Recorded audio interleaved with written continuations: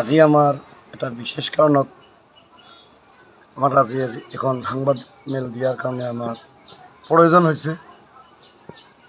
সেই সংবাদ মেলটো হয়েছে যোৱা 15 আগস্টৰ দিনা গাছপাৰা গাঁও পঞ্চায়তৰ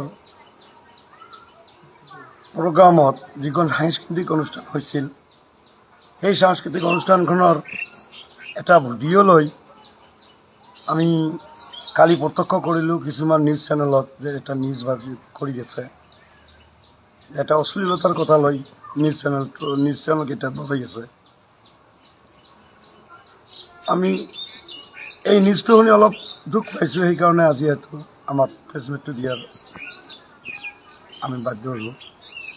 কথা হৈছে যিখন প্ৰগ্ৰাম ইয়াত সাংস্কৃতিক অনুষ্ঠান হৈছিল, এইটো আমাৰ প্ৰশাসনৰ তৰফৰ পৰা পাৰ্মিশ্যন লৈ আৰু প্ৰশাসনৰ তৰফৰ পৰা মানুহ ইয়াত উপস্থিত হৈ তাৰ সন্মুখতে আমাৰ প্ৰগ্ৰামখন ভালভাৱে চলি আছিল। আমি দেশভক্তিমূলক গানেৰে প্ৰগ্ৰামটো আৰম্ভ কৰিছিলোঁ আৰু সেই প্ৰগ্ৰামখনত চলি থকা অৱস্থাত মোটামুটি যেতিয়া আমাৰ গায়িকাজনীয়ে অলপ বিশ্ৰামৰ কাৰণে গৈছিল, আমি পাব্লিকৰ উত্তেজনা দেখি হয়তো এটা নৃত্য কৰিবলৈ নৃত্য চাবলৈ বিচাৰি আছিল কাৰণে আমি হয়তো এটা নৃত্য দিছিলোঁ সেই ষ্টেজত। সেই কোনোবাই এই ভিডিঅ'টো লৈ এটাই খালি নৃত্য হৈছিল, সেই নৃত্যটো লৈ কোনোবাই এইটো ভাইৰেল কৰি দিছিল আৰু সেই ভাইৰেল কৰাৰ কাৰণে আমি নিউজ পৰ্টেলবিলাকত চালোঁ।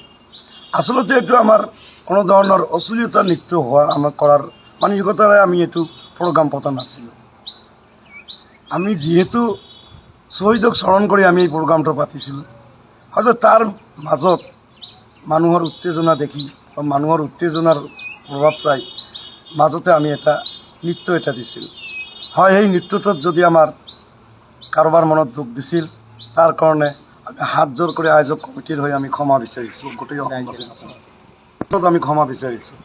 আচলতে সেইটো নৃত্য দিয়াৰ সময়ত আধাতে আমি নৃত্যটো বন্ধ কৰি দিছিলোঁ, কাৰণ এইটো প্ৰগ্ৰাম কোনো ধৰণৰ নৃত্য নহয়।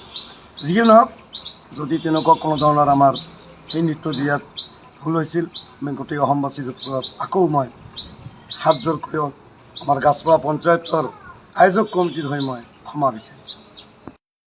যিখন আমাৰ সাংস্কৃতিক সন্ধিয়া আছিল, গোটেই দিনজুৰি খেলা ধূলাৰ পিছত ৰাতি 7:45 বজাত আমি সাংস্কৃতিক সন্ধিয়াটো আৰম্ভ কৰিছিলোঁ।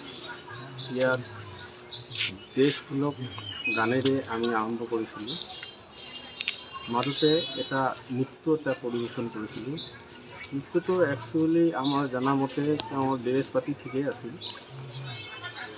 আমি ইয়াত অশ্লীল বুলি আমি ভালকৈ এইটো ক'ব নোৱাৰোঁ, তথাপিও পটলত দেখা পায় যদি এইটো বেয়া বুলি কৈ আছে সিহঁতে, সেইটোক আমি স্বীকাৰ কৰি লৈছোঁ আৰু সেইকাৰণে দেশবাসীৰ ওচৰত আমি ক্ষমা মাগিছোঁ। 15 আগষ্ট স্বাধীনতা দিৱস উপলক্ষে মই তাৰ প্ৰেচিডেণ্ট আছিলোঁ আৰু পতাকা উত্তোলন কৰাৰ পিছত আমি ল'ৰা ছোৱালীখিনি লৈ খেল ধেমালিত অলপ লিপ্ত আছিলোঁ আৰু সন্ধিয়া আমি সৰুকৈ এখন সাংস্কৃতিক পাতিছিলোঁ। তাৰে মাজত আমাৰ যোনটো নৃত্য বুলি আমি শুনা পাই আছোঁ, কিন্তু আচলতে তেনেকুৱা নাছিলে। ময়ো লগতে আছিলোঁ আৰু সেইখিনি আমি পটলত দেখা পাই মানে অলপ বেয়াও লাগিছে। সেইকাৰণে মই আজি প্ৰেচিডেণ্ট হিচাপে আপোনাৰ চমু ৰাইজৰ ওচৰত ক্ষমা বিচাৰিছোঁ। যদি আমাৰ নৃত্যটো বেয়া হৈছে।